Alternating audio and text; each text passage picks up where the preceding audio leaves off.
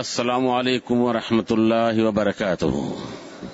अल्हम्दुलिल्लाह वस्सलातु वस्सलामु अला रसूलिल्लाह व अला आलिहि व अस्हाबिहि अजमईन।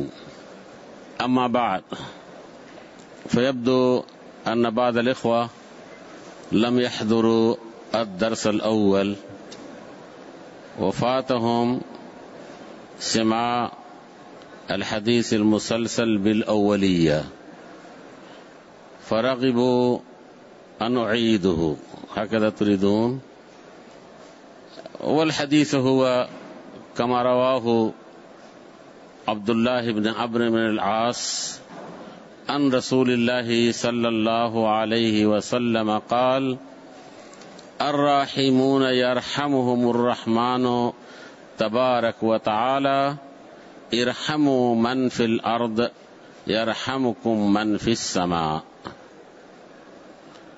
हाज़ल हदीस उरिफ़ अल-मुसल बिल-मुसलसल अल-अव्वलिया बिएतबार कुल्ल मन समिया हाज़ल हदीस यक़ूल अव्वल मा समिअतु हाज़ल हदीस मिन शेखी व वसल हाज़ल हदीस इलैना बिहाज़ल इस्नाद अल-मुसलसल कमा हुवा मज़कूरुन फिल इजाज़ा व इन्नी समिअतु हाज़ल हदीस अल-मुसलसल बिल-अव्वलिया मिन शेखी अब्दुल वाजिद रहिमहुल्लाह कमा समिअतुम अन्नी हाज़ल हदीस अल-मुसलसल बिल-अव्वलिया फकमा अजाज़नी शेखी अन अरवी हाज़ल हदीस लिमन युरीद फकज़ालिक अजज़तु लिमन युरीद अन यरवी हाज़ल हदीस अल-मुसलसल बिल-अव्वलिया अल-मज़कूर इस्नादुहु फिल इजाज़ा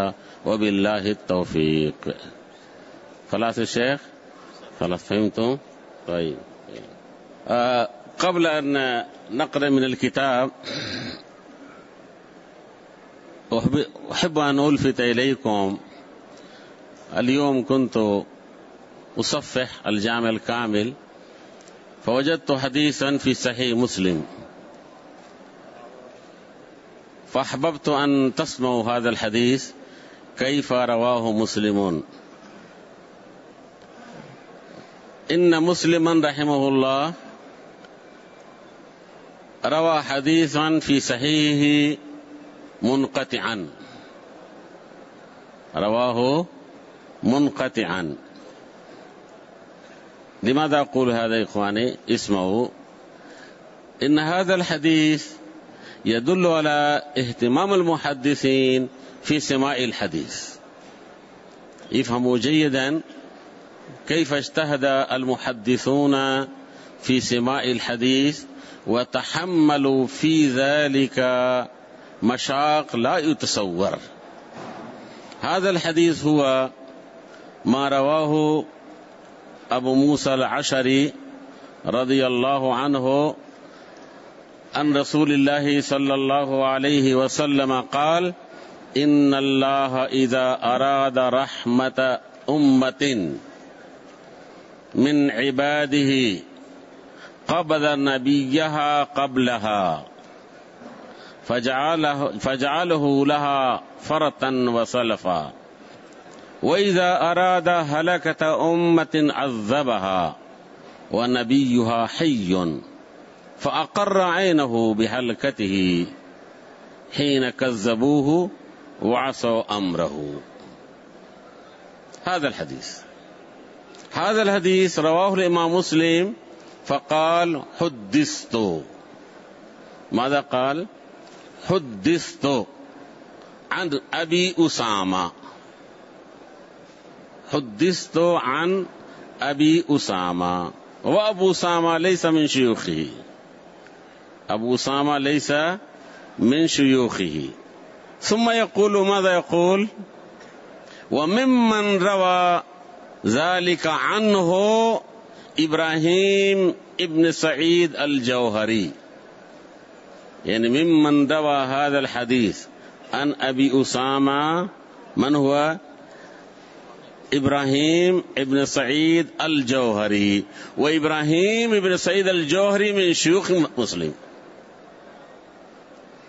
وإبراهيم بن سعيد الجوهري من شيوخ مسلم، ولكنه لما لم يسمع منه ماذا يقول؟ حدثت.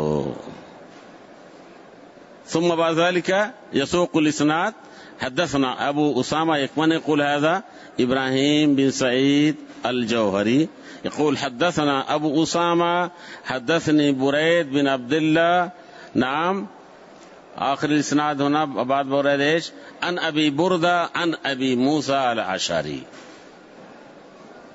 رأيتم هذا الاهتمام بالغ يا شيخ؟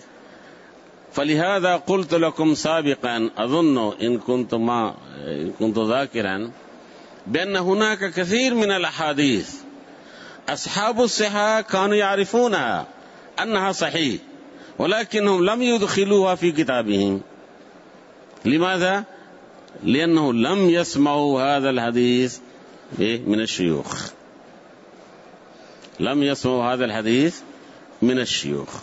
ثم هذا الحديث في معناه عزيز، لم يشاء مسلم أن يخلو كتابه من هذا الحديث ولو منقطعا، والحديث صحيح طبعا، رواه غير مسلم بإسناد متصل صحيح، منهم ابن حبان رواه عن محمد بن مسيب ابن إسحاق قال حدثنا إبراهيم بن سعيد الجوهري حدثنا أبو أسامة حدثنا بريد عن أبي بردة عن أبي موسى، فذكر الحديث.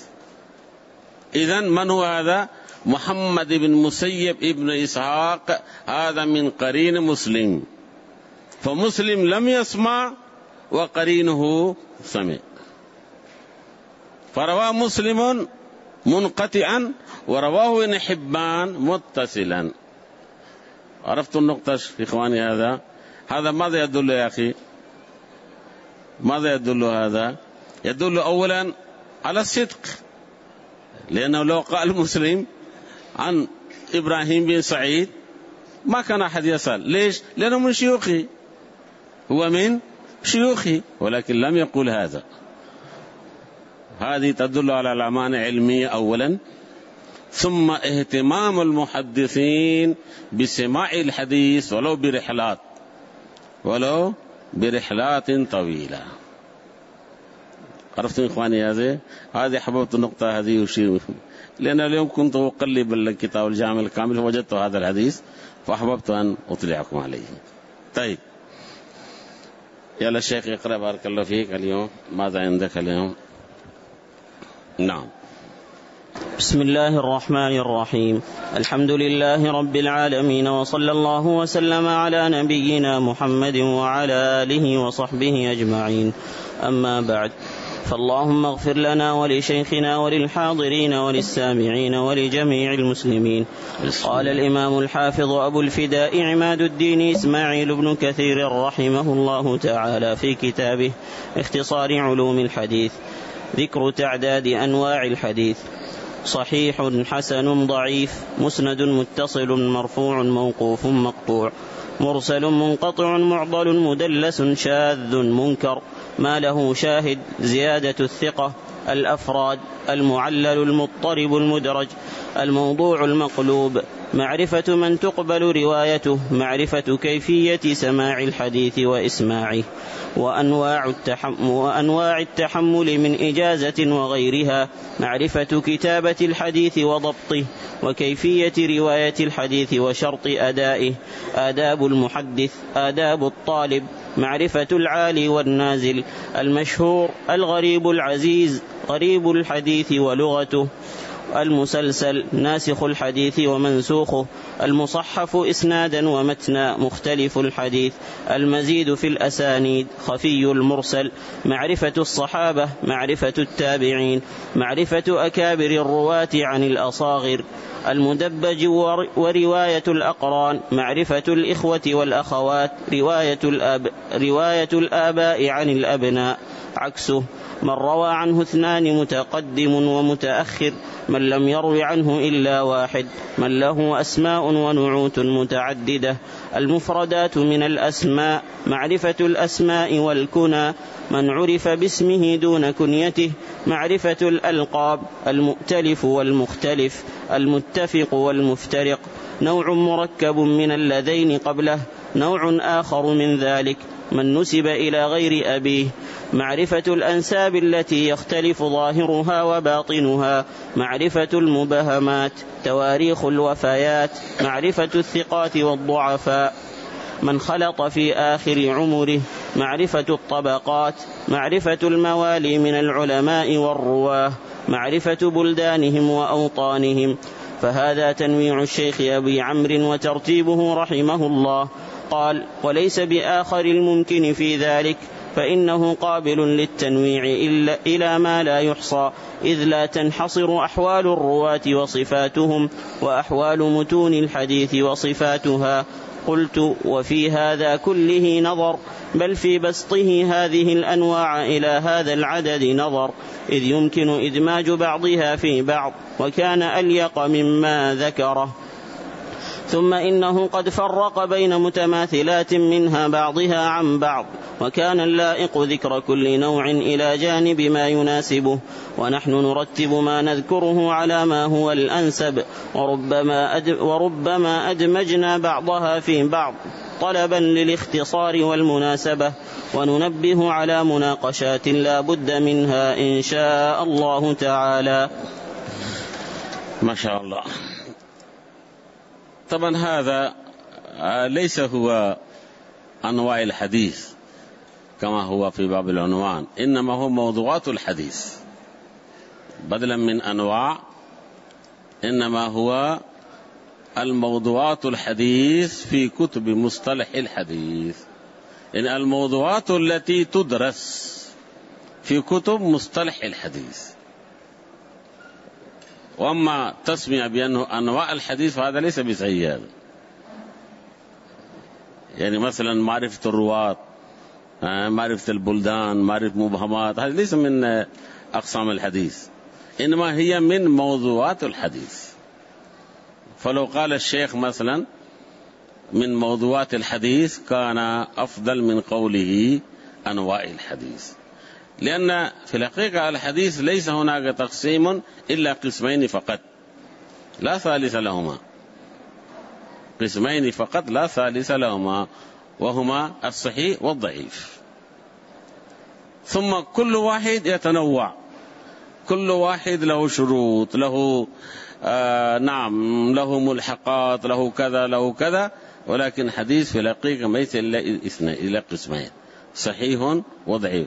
وسوف يذكر الشيخ أيضا هذه نقطة. إذن هذه موضوعات الحديث ليس هي من أنواع الحديث. فلذلك حافظ ابن كثير رحمه الله اعترض على هذا التقسيم، يقول هذا التقسيم لا يمكن حصرها، إن موضوعات الحديث لا يمكن حصرها. عرفت النقطة هذه الشيء؟ قد يتنوع أكثر من هذا. يعني لو أنت جلست تفكر مثلا ما هي الموضوعات التي مثلا يمكن دمج في هذا، يمكن تجد عشرات موضوعات يدمج في هذا. إذن كلام الشيخ وكلام ابن كثير رحمه الله كلام وجيه في معناه بأن هذا ليس من الأنواع، إنما هي في الحقيقة موضوعات، ويمكن دمج بعضها ببعض، ويمكن تنويعها أكثر من هذا. عرفت نقطة الشيخ هذه؟ إذن بس نقول كتب مصطلح الحديث يدرس فيها هذه موضوعات، هذا معنى، أو كتب مصطلح الحديث تشتمل على هذه الموضوعات، ممكن تقول هذا. نعم. طال شيء. النوع الأول. نعم. أحسن الله إليكم. قال نعم. رحمه الله: النوع الأول الصحيح. تقسيم الحديث إلى أنواعه صحة وضعفا. قال: اعلم علمك الله وإياي أن الحديث عند أهله ينقسم إلى صحيح وحسن وضعيف. قلت هذا التقسيم إن كان بالنسبة إلى ما في نفس الأمر فليس إلا صحيح أو ضعيف، وإن كان بالنسبة إلى اصطلاح المحدثين فالحديث ينقسم عندهم إلى أكثر من ذلك كما قد ذكره آنفا هو وغيره أيضا. أي نعم. إذن الشيخ أيضا اعترض على تقسيم ابن صلاح لما قسم هو صحيح وحسن وضعيف.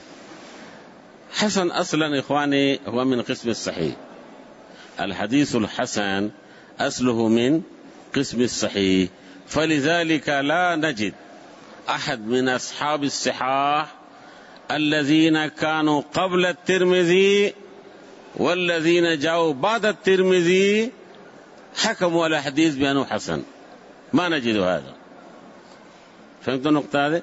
الذين كانوا قبل الترمذي مثلا البخاري ومسلم، والذين جاءوا بعد الترمذي أصحاب الصحاح مثلا ابن خزيمة، ابن حبان، حاكم، ضياء الدين المقدسي، ابن السكن، هؤلاء خمسة الذين اشتهروا بكتاب الصحاح، وابن الجارود هذا السادس. هؤلاء ما قسموا الحديث إلى صحيح وحسن وضعيف، ما قسموا، إنما قالوا إما الصحيح وإما الضعيف، إما الصحيح وإما الضعيف. هذا الاصطلاح ترمذي، وهذا الاصطلاح يعني لم يتلقى القبول إلا بعد القرن السادس لما بدأ المحدثون يخرجون الحديث، يخرجون تخريج، يعني بعد ما انتهوا من التدوين وبدأوا يخرجون الحديث تخريج، فهنا بدأ استعمال كلمة حسن نعم للحكم على الحديث، لا في التصنيف. عند التصنيف لم يستعمل أحد كلمة حسن، فلذلك لما يقول حاكم صحيح الإسناد، لما يقول حاكم صحيح الإسناد، هو في الحقيقة ليس صحيح الإسناد، على رسم الترمذي هو حسن الإسناد. فبعض الإخوة المؤلقين أو المصنفين أو محققين يؤلقون يقول لا هذا حسن ليس بصحيح، ليس بصحيح. هذا التعليق غلط، هذا التعليق هذا غلط. ليش غلط؟ لأن الحاكم أصلا لا يفرق بين الصحيح نعم والحسن. الصحيح والحسن واحد عنده، الصحيح والحسن واحد. فأنت كيف تلزم الذي لم يلتزم به؟ لو هو التزم به نعم لقلت به هذا صح، أما هو لم يلتزم. يقول صحيح الإسناد، صحيح الإسناد شامل للصحيح والحسن. عرفت النقطة يا شيخ هذه؟ يعني إن كنت تجد مثلا اصطلاح الحسن فأحيانا تجد في كلام البيهقي، أحيانا ليس دائما. أما كتب أصحاب الصحة كما قلت هؤلاء لم يستعملوا هذا الاصطلاح أصلا. يعني لا تجد مثلا ابن حبان في كتابه الصحيح بعد ما يسوق الحديث يقول هذا إسناد حسن، لا، خلاص ساق الإسناد وسكت، ساق الإسناد وسكت. كذلك ابن خزيمة يسوق الإسناد وسكت.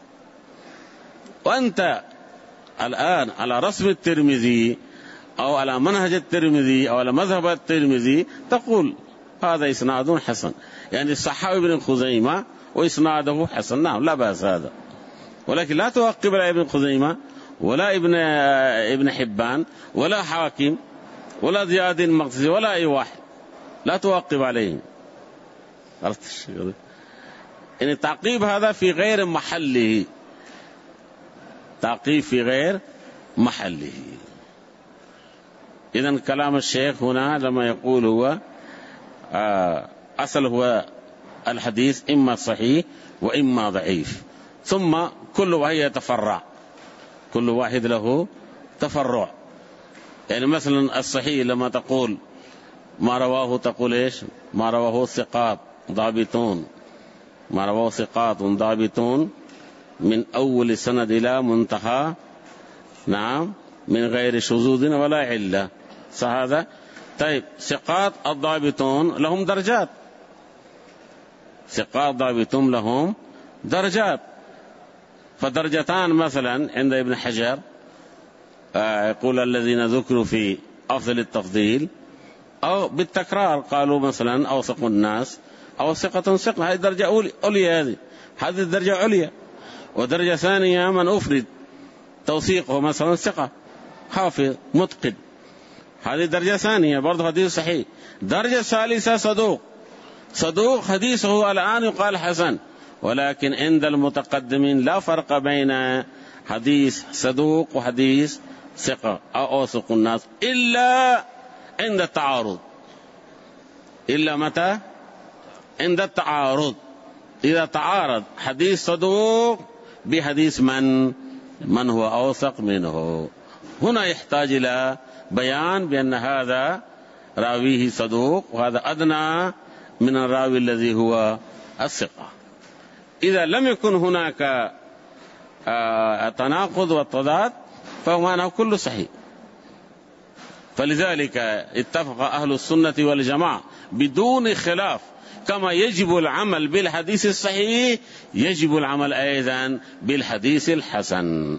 لم يخالف في هذا الحديث، لم يخالف أحد في هذا. إذن يعني نحن نحتاج يعني نحتاج لبيان مثلا هذا الحديث دون الصحيح. متى نحتاج؟ لما وجدنا فيه اختلاف وتعارض، اختلاف وتعارض.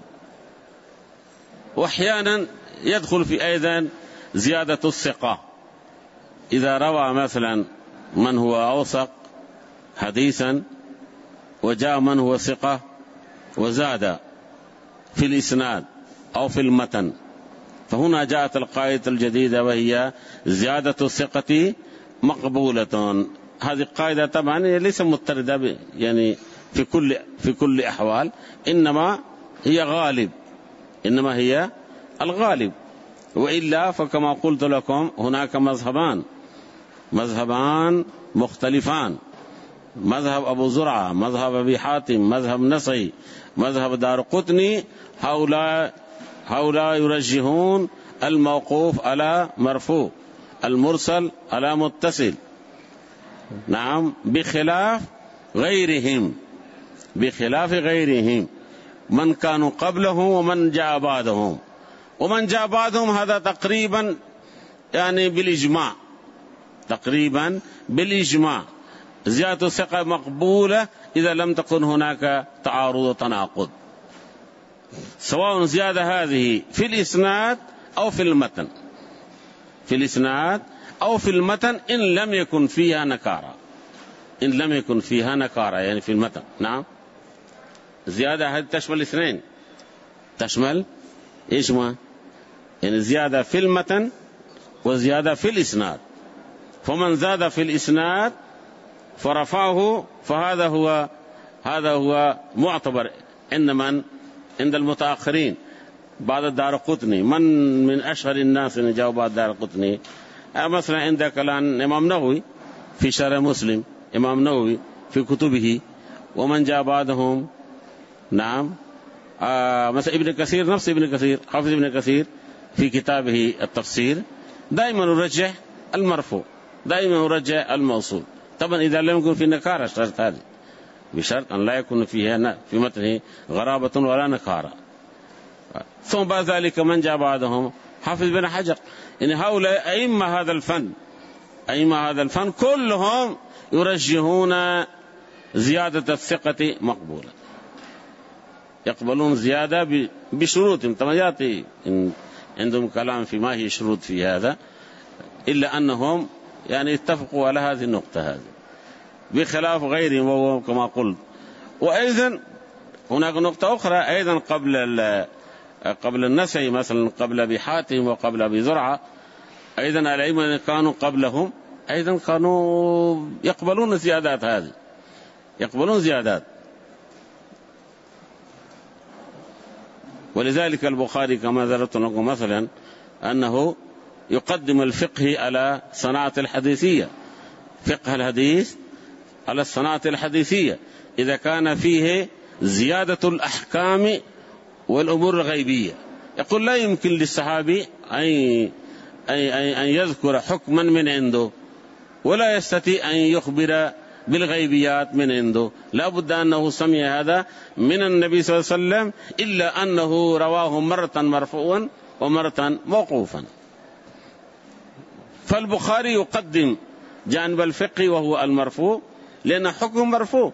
بعد ما أنت ترجع الموقوف ماذا تقول بعد ذلك؟ حكمه حكم مرفوع. إذن بخاري من البداية يرجع المرفوع، وهذا الذي مشى عليه المتأخرون أيضا بعد الدارقطني. إذن خرجنا من الموضوع شيخ. أنا هنا الآن في صحيح وضعيف فقط، صحيح وضعيف. إذن كلام الشيخ هنا ابن كثير رحمه الله يقول الأصل فيه أن الحديث لا ينقسم إلا إلى قسمين، إما صحيح وإما ضعيف، إما صحيح وإما ضعيف. طيب اقرأ بعده.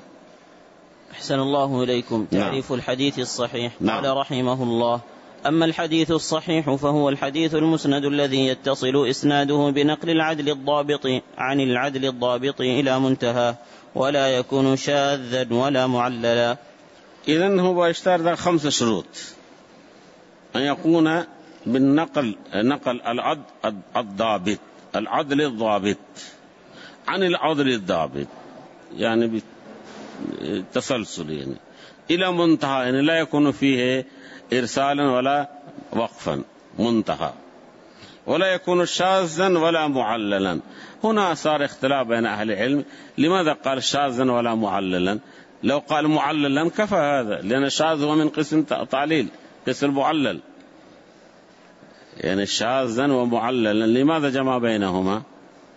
لو يكتفى بقوله أن لا يكون معللا، فإن الإعلال شامل للشاذ أيضا، لأن حديث الشاذ أيضا يقال له حديث معلل. فلعله جمع بينهما بين العموم والخصوص باعتبار عموم والخصوص. فلا شك كل شاذ معلل، وكل معلل ليس بشاذ، هذه النقطة. وثانيا شاذ بعض أهل العلم سموه صحيحا، والذي هو محفوظ سموه أصح، قالوا هذا أصح وهذا صحيح. يعني الشاذ قالوا هذا شاذ يعني صحيح، والمحفوظ بمقابله يقولون أصح. إذن ليس هناك فرق، يعني كأن الشاذ هو من قسم الصحيح، من قسم الصحيح، إلا أنه دون المحفوظ، هو دون المحفوظ. فالشاذ هذا إذا كان يشمل على حكم جديد هنا ينظر، لأن الشاذ لا يؤخذ منه الحكم الجديد، بخلاف إن كان هناك ذكر واقع أو مثلا الترغيب والترهيب أو في فضائل الأعمال أو شيء من هذا، قالوا هذا لا بأس به، يؤخذ به شاذ. ولكن في زيادة الأحكام المنصوص عليها في الأحاديث المحفوظة، إذا جاء حديث شاذ فهنا يتوقف. إذا جاء حديث شاذ وهو مخالف للحديث المحفوظ الثابت عنه حكما صحيحا، وجاء هذا الشاذ وزاد عليه حكما زائدا أو مناقضا، فهنا يتوقف في قبول الشاذ. فلعله يعني قسم من هذا الجانب وعلل، يعني جمع بينهما بين الشاذ والمعلل، وإلا فكل شاذ هو معلل، كل شاذ هو معلل. الآن قضية نقل عدل الضابط، كيف يعرف العدل الضابط؟ كيف تعرف هل هذا الراوي ضابط أم لا؟ كيف تعرف هذا؟ قال العلماء يعرف هذا إما بالتنسيس، يعني نص أهل العلم بأن فلان ثقة، نصوا على هذا، أو شبيه من هذا ما يفهم من قولهم أن فلانا ثقة، هذا بالتنصيص، هذا لا خلاف في قبول هذا النص.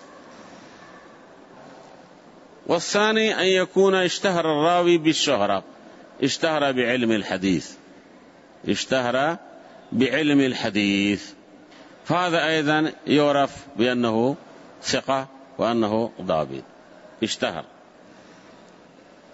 وثالثا من روى عنه جمع، من روى عنه جمع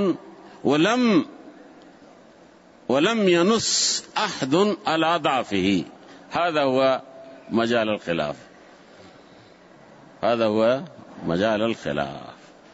من روى عنه جمع ولم ينص أحد منهم على ضعفه، أو لم يطعنه أحد في هذا الشيخ، فمعنى هذا هو موضع الخلاف، هل هذا يعتبر ثقة يعني يقبل حديثه أو يعتبر مجهول؟ هذا هو مدار الخلاف بين أهل العلم، مدار الخلاف بين أهل العلم، وهذا الخلاف إلى يومنا مستمر. نحن ما نستطيع الآن نقول يعني الترجيح ممكن، واحد يرجح أحد الجانبين، ولكن بالقطع لا، لأن في كلا الجانبين أدلة. فقالوا كون الراوي روى عنه جمع ولم يعرف عنه بأنه ثقة بأنه كذا، فرواية هؤلاء لا تجعله ثقة، لا تجعله ثقة. وهذا الذي هو مذهب المتشددين، يعني منهم يسمى مذهب متشدد، مثل أبي زرعة وأبي حاتم، نعم، والفاسي، هذا ايش اسمه، هذا سيد قطان الفاسي. هؤلاء يحكمون عليه. ابن المديني أيضا يحكم عليه بأنه هذا فلان لا يعرف، هكذا فلان لا يعرف ولو روى عنه جمع، يقول فلان لا يعرف.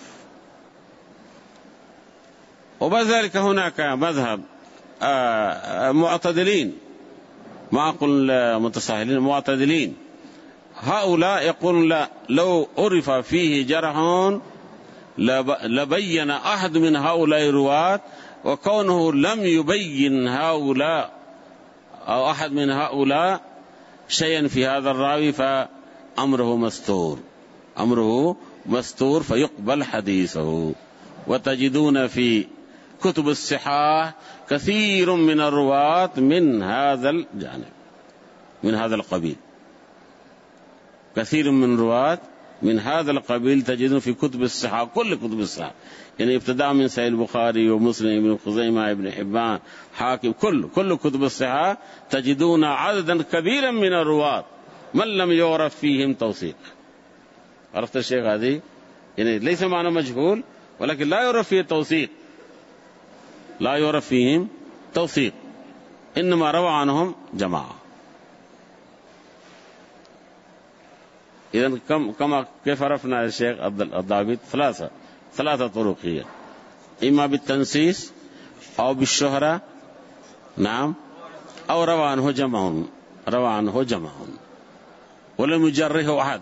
زيد هذا الشرط، روى عنه جمع ولم يجرحه أحد، فهؤلاء يسمون إيش؟ الثقات الضابطين. فحديثهم على درجة، طبعا على درجة مراتبهم، يعني قد يكون صح، قد يكون صحيح، قد يكون حسن، قد يكون دون حسن ولكن ليس بضعيف، دون حسن ولكن ليس بضعيف. طيب استمر يا شيخ. طبعا والشروط الأخرى طبعا معروفة، يعني إلى منتهى، يعني يكون إسناد متصلا، لا يكون منقطعا ولا مرسلا ولا موقوفا، يعني هو احترازا هذه الشروط. نعم. أحسن الله إليكم. نعم.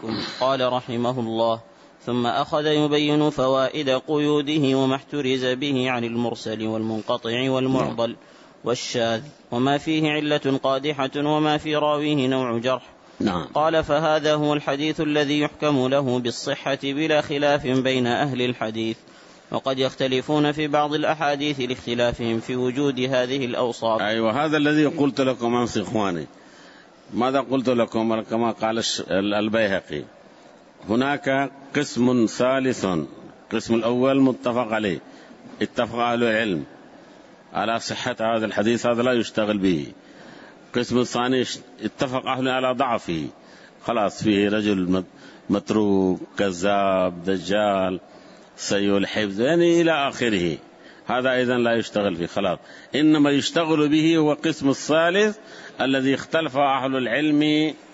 نعم هو هيك كما يقول. شوف هذا، شوف ماذا يقول: وقد يختلفون في بعض الأحاديث لاختلافهم في إيش؟ في وجود هذه الأوصاف. هل هذا الوصف موجود في هذا الحديث أم لا؟ فمن وجد أنه موجود حكم عليه بالصحة، ومن رأى أنه غير موجود حكم عليه بالضعف.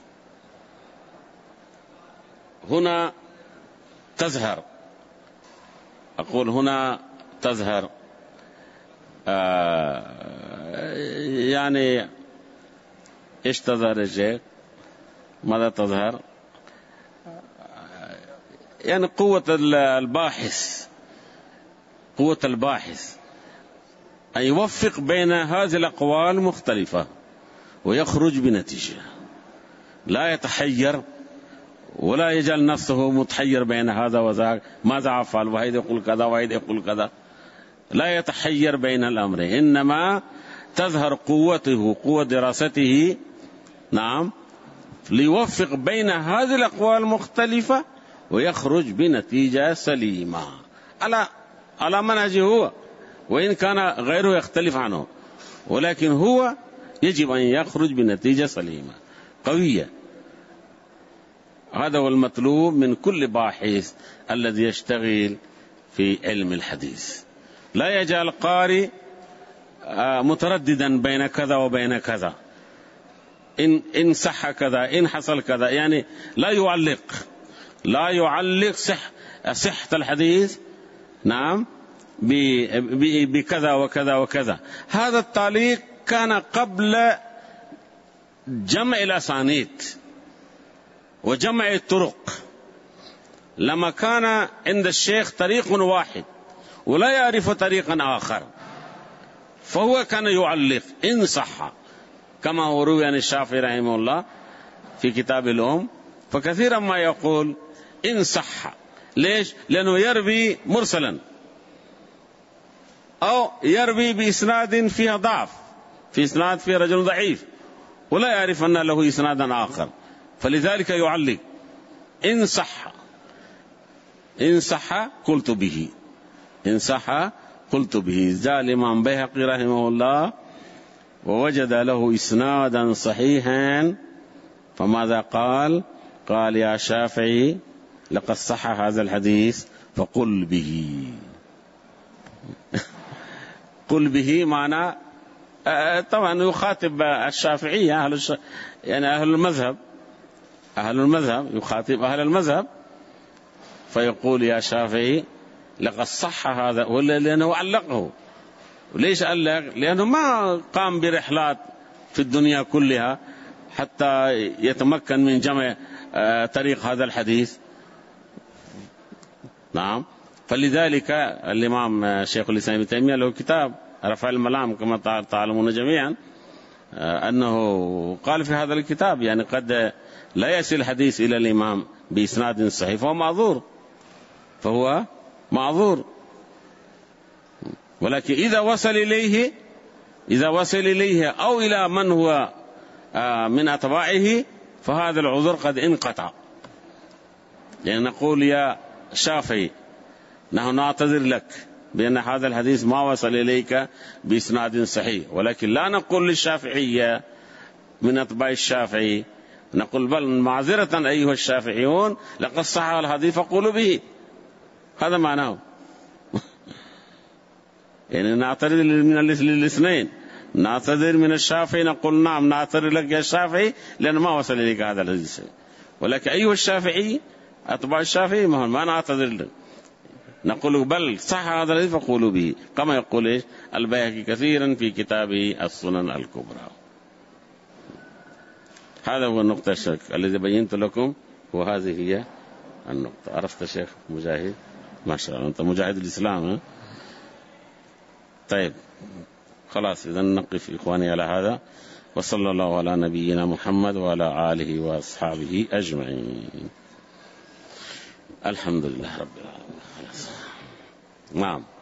طبعا إذا كان من كبار التابعين فهذا لا خلاف فيه ولو روى عنه اثنان.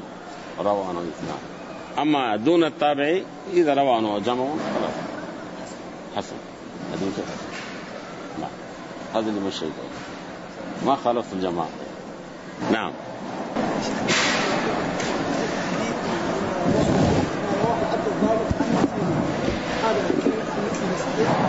المثلي يعني في السند كلهم المثلي، يعني رواة ضابطهم كما قلت ثلاثة تقسيمات. كيف يعرف عدل؟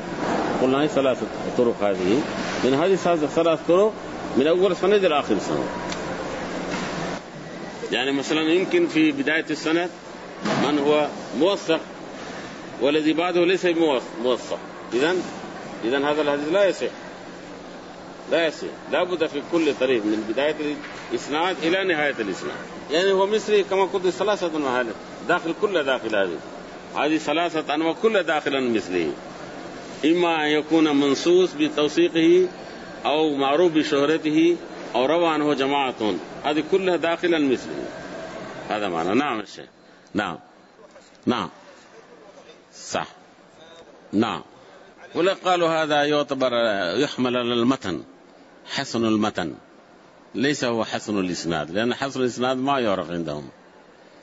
يكون هذا متن حسن باعتبار أنه مفيد وفي متنه فائدة يستفاد منه. أي لفظ الحديث. أما من حيث الإسناد فهذا لا يعرف لا قبل الترمذي ولا بعد الترمذي. أصحاب الصحة طبعا أنا أقول، لا أقول لغيرهم، أصحاب المخرجين طبعا استعملوا هذا الاصطلاح، ولكن أصحاب الصحة ما استعملوا هذا الاصطلاح. أصحاب الصحة في صحاحهم حتى في غير صحيحهم ما أعرف من قال يعني هذا إسناد حسن في غير صحيح أيضا. هو حسن بمعنى صحيح عنده الشيء، لأنه صحيح بمعنى صحيح. أي نعم بمعنى صحيح، لأن حسن ما كان يعرف عند الإمام بخاري، ما كان يعرف كلمة حسن هذه، ولكن هو يستعمل في كتاب العلل حسن، يعني هو أصل يريد به صحيح. أي نعم يريد به صحيح، لأن إذا فتشت عن رواتهم تجد ثقات على شروط الصحة. نعم. أي نعم لا هو لكن يريد به هو صحيح. أي نعم هو يريد به صحيح.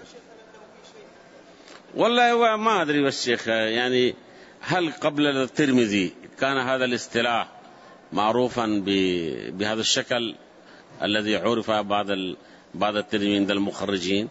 هذا ما أظن يعني كان معروف، ما كان شائعا. إن كان وجد من كلام إمام أحمد أو كلام بخاري مثلا لبعض الأحاديث فهذا كأنه يقصدون به هو الصحيح، ولكن دون الصحيح أقل شيء، أو متنه حسن، لأن متن هذا عزيز. أحيانا يكون متن عزيز فيهتمون به كما يهتم مسلم على نشوف بهذا المتن. هذا يهتم مسلم بهذا المتن مع أنه منقطع، أنه إسناد هذا منقطع، وما ذلك ذكر في كتابه لأن متنه عزيز. لم يشاء مسلم أن يخلو كتابه من هذا الحديث، حديث أبي موسى الأشعري هذا. يعني جميع من جاء بعد مسلم مثلا المازري وقاضي عياض والنووي كلهم قالوا هذا منقطع، كلهم يعترفوا بالانقطاع، لأن يقول حدثت من حدثه. حدثت معناه أحد حدثه، من هو هذا؟ حيث ما نعرف إذن منقطع. نعم.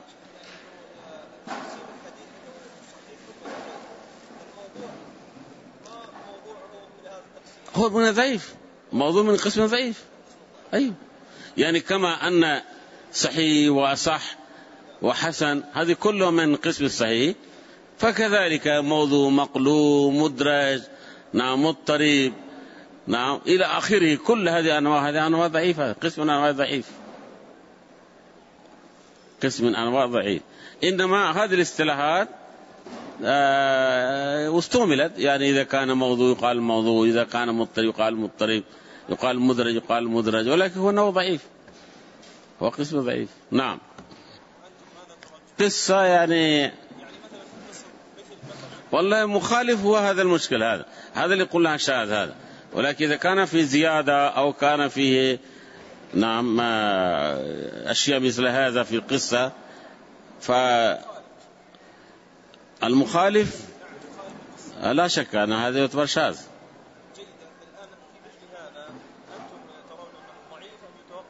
لا ضعيف، حكم ضعيف هذا، حتى في صحيح أصل ما في هذا يا شيخ.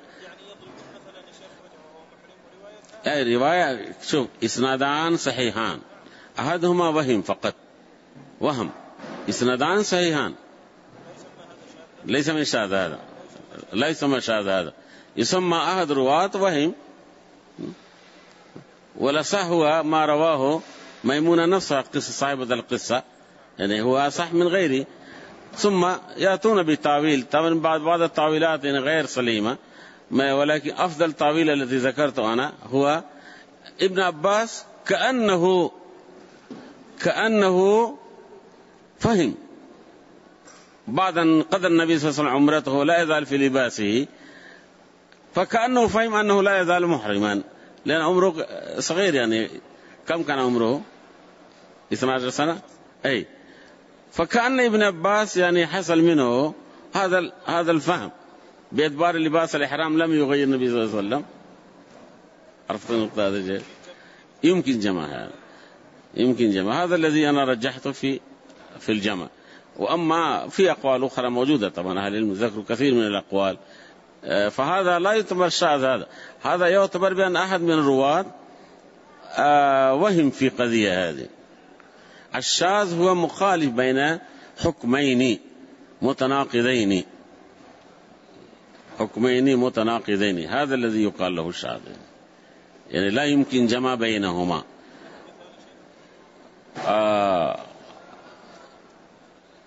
له مثال يمكن موجود في الكتاب، ولكن أتذكر أنا صلاة الكسوف إن ما يمكن حمله على مرتين. أصل ضعيف، هذا ليس بالصحيح، هذا ضعيف أصلا، هذا ليس من باب الشاذ، هذا أصل ضعيف.